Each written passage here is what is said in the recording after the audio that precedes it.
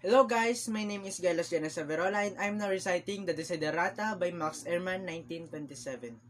Go placidly, amid the noise and the haste, and remember what peace there may be in silence. As far as possible, without surrender, be on good terms with all persons. Speak your truth quietly and clearly, and listen to others, even to the dull and the ignorant. They too have their story. Avoid loud and aggressive persons. They are vexatious to the spirit. If you compare yourself with others, you may become vain or bitter, for always there will be greater and lesser persons than yourself. Enjoy your achievements as well as your plans. Keep interested in your own career, however humble. It is a real possession in the changing fortunes of time. Exercise caution in your business affairs, for the world is full of trickery. But let this not blind you to what virtue there is.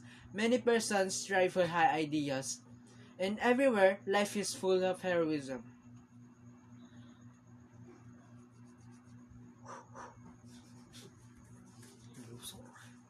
Bonjour! Isibuko por sali? Bonjour! January! Munday!